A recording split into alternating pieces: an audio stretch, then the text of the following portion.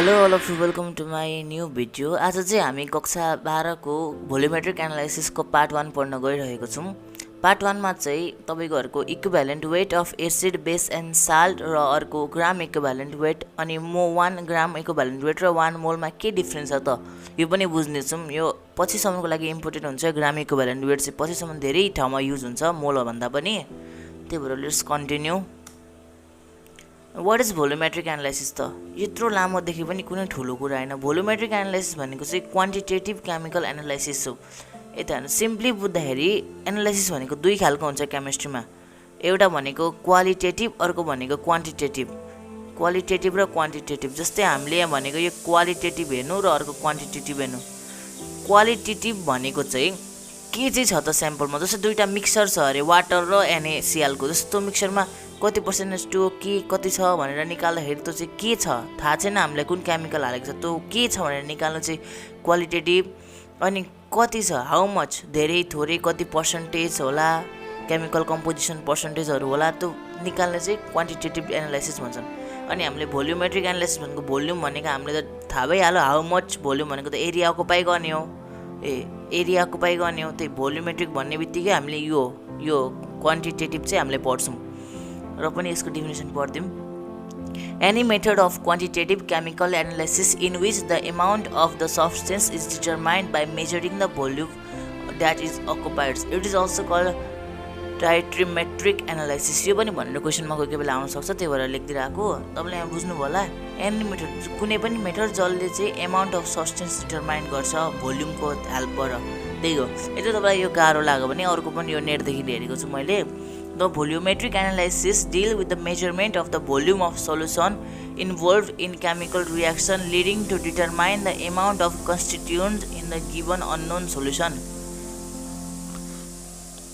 जस्तै यो भोल्युमेट्रिक एनालाइसिसले चाहिँ मेजर गर्छ केमिकल सोल्युसनको। सोल्युसन भन्ने बित्तिकै जस्तै मैले अघि भनिहालेँ, दुईटा तिनटा कुनै मिसाएको छ भने त्यो सोल्युसनको गर्छ। अनि वाट एमाउन्ट कन्स्टिट्युट अननोन। अनि जस्तै एउटा तपाईँलाई मिक्सर दियो अरे, त्यो मिक्सरमा के कति छ कति के गर्छ भनेर निकाल्नुपर्छ नि त। अनि यहाँ यसको कन्स्टिट्युसन भनेको चाहिँ यो any element compound an mixture that is an specific name or identity. यसको चाहिँ फाइन्ड अननोनको चाहिँ नोन गर्छ अरे एमाउन्ट कति छ भनेर मिक्सरबाट। यति नै हो भोल्युमेट्रिक एनालाइसिस भनेको, धेरै बुझ्नु पर्दैन। अब let's move to next slide. जस्तै तपाईँ ट्री डायग्राम राखिदिएको छु, अलिक तपाईँको कन्सेप्ट क्लियर होस् भनेर। जस्तै केमिस्ट्रीमा केमिकल एनालाइसिस हुन्छ। फर्स्टमा केमिकल एनालाइसिस हुन्छ, त्यसपछि क्वान्टिटेटिभ र क्वालिटेटिभ एनालाइसिस हुन्छ। जस्तै क्वान्टिटेटिभमा चाहिँ जस्तै कति छ त हाउ मच भन्नेमा चाहिँ तीन खालको हुन्छ। भोल्युमेट्रिक एनालाइसिस, ग्राभिमेट्रिक एनालाइसिस, इन्स्ट्रुमेन्टल एनालाइसिस। तर आज हामीले पढेको चाहिँ यो भोल्युमेट्रिक एनालाइसिस हो। भोल्युमेट्रिक एनालाइसिस थुप्रै छन्, आज हामी यो बुझ्ने छैनौँ। यसको त्यो टर्मिनोलोजी मात्रै पढ्नेछौँ के युज हुन्छ भनेर, र पनि टर्मिनोलोजी पनि 1-2 वटा मात्रै। धेरै बनायो भने भिडियो लामो हुन्छ, तपाईँहरूलाई पनि झ्याउ लाग्छ। त्यही भएर लेट्स मुभ इन्टु यो स्क्रिनसट गर्दा पनि हुन्छ, चाहिन्छ पछिसम्म। यदि तपाईँले BSc लिएर पढ्ने भने ब्याचलरमा। Let's move to next chapter. जस्तै फर्स्टमा चाहिँ हाम्रो equivalent weight of acid. Equivalent weight of acid भनेको चाहिँ तपाईँको ratio of molecular weight and its basicity. Basicity भनेको चाहिँ के हो त, जस्तै कुनै पनि एसिडमा त्यसले कतिवटा हाइड्रोजन चाहिँ रिप्लेस गर्न सक्छ त, कतिवटा हाइड्रोजन चाहिँ रिप्लेस गर्न सक्छ त, त्यही हो क्या बेसिसिटी भनेको। फर इक्जाम्पल यहाँ HNO3 छ। HNO3 चाहिँ तपाईँको यदि कुनै केमिकलमा गयो भने एउटा H छ, एउटा H रिप्लेस गर्न सक्छ। यहाँबाट पनि एउटा H रिप्लेस गर्न सक्छ, यहाँबाट पनि एउटा हाइड्रोजन रिप्लेस गर्न सक्छ, यहाँबाट पनि एउटा मात्रै हाइड्रोजन रिप्लेस गर्न सक्छ। त्यही भएर यिनीहरूको बेसिसिटी 1 भयो। यिनीहरूमा चाहिँ H2SO फर्ममा चाहिँ दुईवटा सक्छ। यो COOH हाइफन यो CC बोन्डिङ हुन्छ। यहाँ अलिकति डायग्राम बनाउन गाह्रो भएर CC बोन्ड COOH भनेको ओक्जाइलिक एसिड पनि भन्छन्, यसको 2 हुन्छ। र H3PO4 भन्छ चाहिँ तपाईँहरूको 3 हुन्छ, किनकि तीनटा हाइड्रोजन छ, तीनटा हाइड्रोजन रिप्लेस गर्न सकिन्छ हामीले केमिकल रिएक्सन जाँदाखेरि। अनि हाम्रो यो इक्विभ्यालेन्ट वेट अफ एसिड भनेको चाहिँ तपाईँहरूको इक्विभ्यालेन्ट वेट अफ कम्पाउन्डभित्र पर्छ। इक्विभ्यालेन्ट वेट अफ कम्पाउन्ड भनेको टपिक भयो, त्यो भित्रको सब टपिकहरू चाहिँ एसिड बेस साल्टहरू छन्। यो चाहिँ फर्स्ट तपाईँले यो स्क्रिनसट गर्नु होला, यो मोस्ट इम्पोर्टेन्ट हो। यो बेसिसिटी थाहा पाउनुपर्छ, स्क्रिनसट गरेर राख्नु होला। Let's move on. यो formula equivalent weight equals to most important, पछि न्युमेरिकल गर्दा पनि चाहिन्छ यो फर्मुला।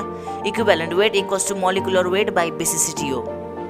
अनि next move into next slide अनि यहाँ simply for HCl equivalent weight equals to 36.5/1 equals to 36.5 for H2SO4 equivalent weight equals to 98/2 equals to 49 कतिले बुझ्नुभयो कतिले बुझ्नु भएन यहाँ भनेको छ सर इक्विभ्यालेन्ट वेट भनेको हाम्रो फर्मुला के थियो त गिभन वेट बाई बेसिसिटी होइन मोलिकुलर वेट बाई बेसिसिटी रहेछ इक्विभ्यालेन्ट वेट भनेको molecular weight by basicity molecular weight त तपाईँहरू 11 नै पढिहाल्नुभयो कति हो H को यति Cl को यति गरेर मोलिकुलर वेट निस्केको मोलिकुलर वेटमा बाई डिभाइड बेसिसिटी त यसको HCl को त बेसिसिटी 1 हो HCl को बेसिसिटी 1 भनेपछि 36.5 लाई 1 ले डिभाइड गर्दा 1 36.5 हुन्छ अनि अर्को H2SO4 को चाहिँ कति यसको मोलिकुलर वेट भनेको 98 छ 98/2 भनेको 49 यो 2 कसरी आयो भन्नुपर्दाखेरि चाहिँ यसको बेसिसिटी भनेको 2 हो त्यही भएर डिभाइड बाइ 2 गर्दाखेरि 49 आयो यो तपाईँले बेसिसिटी र यो इक्विभ्यालेन्ट वेटको यो फर्मुला चाहिँ तपाईँले बिर्सिनु हुँदैन क्या यो 25 सम्म काम लाग्छ यो अनि यो बेसिसिटीहरू पनि यति चाहिँ मोस्ट इम्पोर्टेन्ट चाहिँ मैले यहाँ लेखिदिएको छु अरूको पनि हुन्छ अरू एसिडहरूको पनि अनि त्यसपछि छ however weight of chemical depends on the chemical reaction अनि अर्को भनेको यसको चाहिँ केमिकल रिएक्सनमा पनि डिफर गर्छ इक्विभ्यालेन्ट वेटहरू फर इक्जाम्पल यहाँ दुईटा दिएको छ कन्डिसन II र II इन रिएक्सन 1 रिएक्सनमा चाहिँ H2S is 1 so equivalent weight is 98 अनि in reaction the basicity of H2SO4 is 2 यो 49 यो कसरी भयो त H2SO4 कै यहाँ 98 छ यहाँ 2 छ यहाँ 49 छ कसरी भयो जस्तै हामी सिम्पली बुझौँ है जस्तै हाम्रो H2SO4 भनेको छ नि त अरूलाई हामीले हेर्नु पर्दैन H2SO4 यहाँ छ जस्तै यहाँ H2 भनेको 2H2 भनेपछि यहाँ 4H भयो नि त 4H भयो तर तपाईँले यहाँ डिप्लेस गर्दाखेरि हेर्नु त कति भएको छ यहाँ तपाईँको 2H डिप्लेस भएको छ डिस्प्लेस भएको छ अनि त्यसपछि तपाईँहरूको यहाँ कता छ अरू H2 हो यहाँ छ एउटा 3H2 तपाईँको यहाँ चाहिँ तपाईँको एउटा मात्रै डिस्प्लेस भयो क्या तपाईको यो फर्स्टमा चाहिँ एउटा मात्रै हाइड्रोजन यता गएर डिस्प्लेस भयो अनि यसमा चाहिँ तपाईको दुईटा हाइड्रोजन यता गएर डिस्प्लेस भयो त्यही भएर तपाईको यहाँ 2 भएको कसरी बुझाउँ तपाईहरुलाई अब यो सिम्पली भन्नु पर्दाखेरि यति बुझ्नु कि यति जस्तै यहाँ हाइड्रोजन H2 र दुईटा छ नि यता चाहिँ एउटा मात्रै गयो क्या यता हामी त 2H मात्रै छ यहाँ H2 छ यहाँ 2H मात्रै छ यहाँ चाहिँ एउटा मात्रै H गयो यदि यो सबै H गएन एउटा मात्रै H डिस्प्लेस भयो भनेपछि यहाँ 1 भयो जस्तै H2SO4 मा चाहिँ कता छ H2SO4 मा चाहिँ तपाईको पुरा H2 नै गयो नि त H2 नै डिस्प्लेस भयो नि त त्यही भएर तपाईहरुको चाहिँ यहाँ 2 भयो हाइड्रोजन कतिवटा रिप्लेस हुन्छ केमिकल रिएक्सनमा त्यही हो हैन अलिक बुझ्नु भएन होला पार्ट 2 मा मजाले बुझाइदिन्छु यो अलिक यस्तै गाह्रो छ सुरु नबुझ्दाखेरि अनि यो क्वेशन चाहिँ आफै गर्नु होला find the equivalent weight of H2SO4 in given equation यो एउटा इक्वेसन छ NaOH + H2SO4 NaHSO4 + H2 हो आन्सर चाहिँ यसको 98 हुन्छ आएन भने कमेन्ट गर्नु होला let's move to next slide equivalent weight of base अब चाहिँ इक्विभ्यालेन्ट वेट अफ बेस के हो त इक्विभ्यालेन्ट अफ बेस भनेको equivalent weight of base equals to molecular weight of base by acidity हो अघि हामीले एसिडमा बेसिसिटी पढ्यौं अब बेसमा एसिडिटी पढ्छौं acidity is the number of replaceable hydroxyl group represent in a molecule of a base or twice the number of oxygen per molecule of an base as an oxide तपाईले यत्रो लामो यो भनेको simply भन्नु पर्दाखेरि replaceable OH हो base भनेको OH हुन्छ एसिडमा H हुन्छ जस्तै तपाईको यति बुझ्नु एसिडिटी भनेको रिप्लेसेबल हाइड्रोक्साइल ग्रुप यति नबुझ्नु अहिले तपाईलाई झन्झट हुन्छ सिम्पली बुझ्नु OH रिप्लेस कतिवटा OH चाहिँ रिप्लेस हुन्छ त केमिकल रिएक्सन अन्डर जाँदाखेरि कतिवटा OH रिप्लेस त्यही हो उतो भन्ने के भन्छ ल एसिडिटी भनेको फर इक्जाम्पल हाम्रो NaOH छ यहाँ कतिवटा OH छ यहाँ एउटा छ त्यही भएर हाम्रो यहाँ यो भनेको एसिडिटी भनेको 1 भयो फर इक्जाम्पल अब चाहिँ CaOH2 मा चाहिँ हाम्रो OH कतिवटा छ दुईटा छ त्यही भएर यसको चाहिँ 2 भयो अनि अगाडिको त मोलिकुलर वेट यो त निकाल्नै पर्छ अनि भनेको FeO यसमा चाहिँ कतिवटा छ त O भनेपछि यहाँ O2 पनि हुनु पर्छ होला यो नहेर्नु यहाँ O2 पनि हुन्छ जस्तो लाग्यो ग्रामर एरर छ However, equivalent weight of base depend upon the chemical reaction. Chemical reaction मा अघिको जस्तै यसमा पनि chemical reaction मा बेस्ट हुन्छ CaOH 2HCl यो के छ अनि यो पनि के छ त्यसरी हेर्नु पर्दाखेरि चाहिँ फर्स्टमा चाहिँ हाम्रो रिएक्सनमा जाँदाखेरि यतापट्टि कता छ खै यतापट्टि चाहिँ OH को OH एउटा गयो एउटा मात्रै भएर 1 भयो अनि सेकेन्डको चाहिँ दुईटाबाट OH2 दुईटाबाट 27 भयो रिएक्सन भनेको रिएक्सन हो अनि अर्को छ equivalent weight of salt equivalent weight of salt भनेको चाहिँ molecular mass of salt by total positive valency of metal atoms भने पनि हुन्छ नभए यो सिम्पली यो भने पनि हुन्छ equivalent weight of salt equals to molecular weight of salt by total number of positive or negative charges यो सिम्पली भन्दाखेरि जस्तै NaCl छ फर इक्जाम्पल NaCl छ यसलाई टुक्राउँदाखेरि Na प्लस Cl माइनस हुन्छ नि त साल्ट भनेको चाहिँ न्युट्रलाइज हुन्छ क्या जस्तै जतिवटा प्लस छ त्यतिवटा माइनस छ त्यही भएर प्लसले पनि प्लस नम्बरको चार्जले पनि के हुँदैन माइनसको पनि चार्जले केही हुँदैन जस्तै यसले 1 प्लस छ 1 माइनस छ न्युट्रल हुन्छ नि NaCl त न्युट्रल हो न्युट्रलमा छ त्यो भनेपछि हामीले जस्तै 1 हाल्यौँ यसको टोटल नम्बर अफ चार्ज यदि +1 हाले पनि एउटै हो -1 हाले पनि एउटै हो टोटल नम्बर हाल्ने हो प्लस माइनस साइन चाहिँ हाल्ने होइन कतिवटा पोजिटिभ छ त्यतिवटा नम्बर या कतिवटा माइनस छ त्यतिवटा चार्ज यो दुईटा चाहिँ सेम हुन्छ अनि अर्को एक्जाम्पल यहाँ एक्जाम्पलहरू छ Na2CO3 मा Na2 को पनि यही Na2 को पनि यो Na को एउटा जस्तै प्लसको याद गरे पनि हुन्छ माइनसको याद गरे पनि हुन्छ त्यस्तो गरेपछि तपाईको यहाँ 2 आयो यो +2 छ र अनि अर्को भनेको Ca यसमा पनि कति 6 3 वटा Ca छ 3 अनि यो 3 छ 3 इन्टु प्लस गर्दाखेरि 6 हुन्छ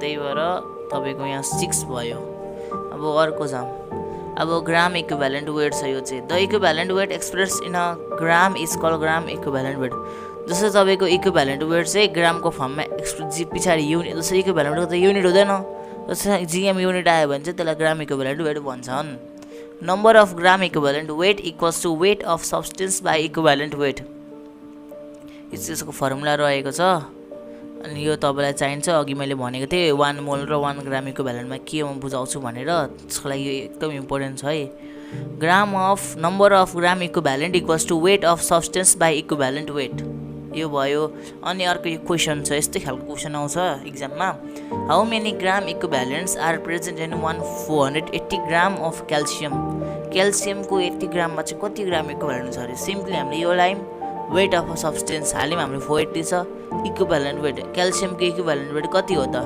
20 हो इक्विभ्यालेन्ट चाहिँ थाहा पाउनुपर्छ है हामीले इक्विभ्यालेन्ट वेट चाहिँ निकाल्नुपर्छ थाहा पाउनुपर्छ यो रट्दा पनि हुन्छ मस्टली त्यो सेट खोल्ने मस्टली रिपिटेड कुन छ तिनीहरूको सबैको ढक्क इक्विभ्यालेन्ट वेट बनाएर रट्ने एसिडहरूको त बेसहरूको जस्तो निकाल्न अझ सजिलै छ 24 भयो अनि अर्को यो क्वेसनहरू छ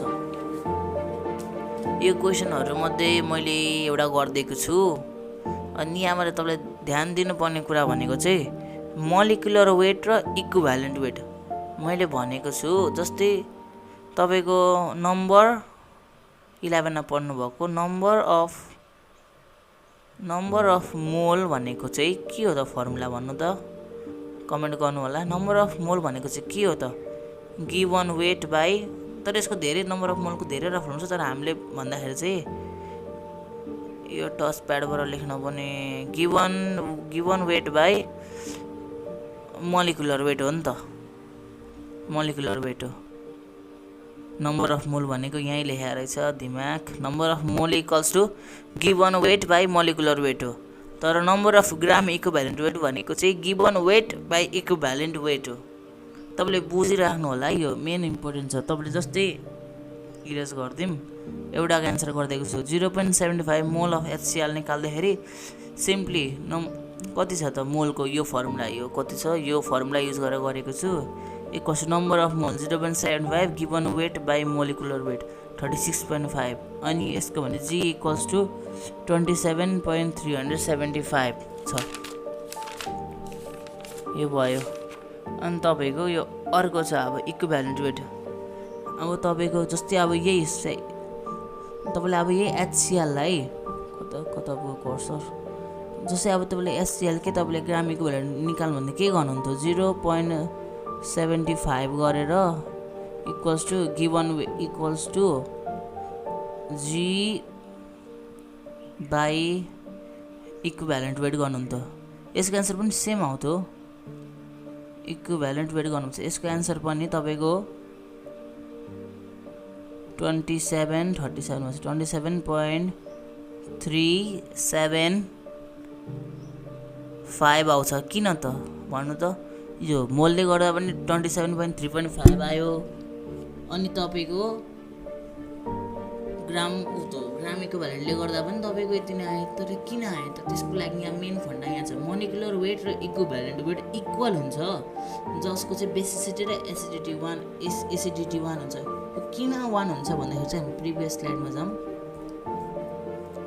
किन 1 हुन्छ त, हाम्रो यहाँ फर्मुला के छ, equivalent weight equals to molecular weight by basicity छ इक्विभ्यालेन्ट वेटको फर्मुला। अनि हाम्रो बेसिसिटीमै 1 आइदियो भने त त्यो मोलिकुलर वेट र इक्विभ्यालेन्ट वेट सेम भएन त। त्यही भएर हजुर किन हुन्छ 1 मोलिकुलर वेट र 1 इक्विभ्यालेन्ट वेट एउटै आउँछ त एन्सर भन्नुहुन्छ। कति हो जस्तै यिनीहरूमा सेम आउँछ, HNO3 भयो, HCl भयो, यिनीहरूमा सेम आउँछ। तर जब यो HSO4 2 हुन्छ, यो 2 हुन्छ, यो 3 हुन्छ, तपाईँको अर्कै आउँछ एन्सर।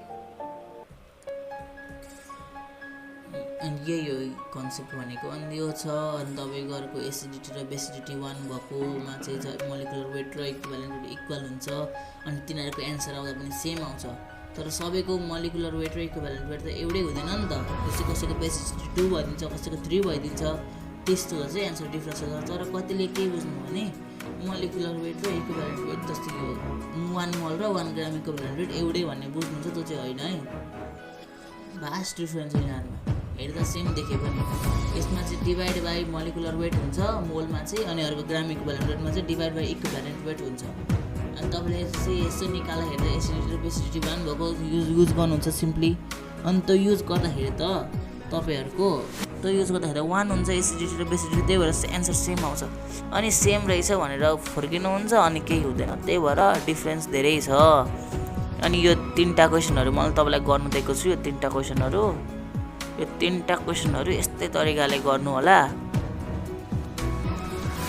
अनि यति नै त होला। अनि आजको लागि फाइन्ड द मास अफ यो भयो, 4टा क्वेसन भयो। ग्राम इक्विभ्यालेन्ट वेट अफ H2SO भयो, भयो। यति नै छ, अरू छैन। Thanks for today. Like, share, subscribe. अलिअलि नबुझ्नु भयो होला, नबुझेको अर्को भिडियोमा बुझाउने छु।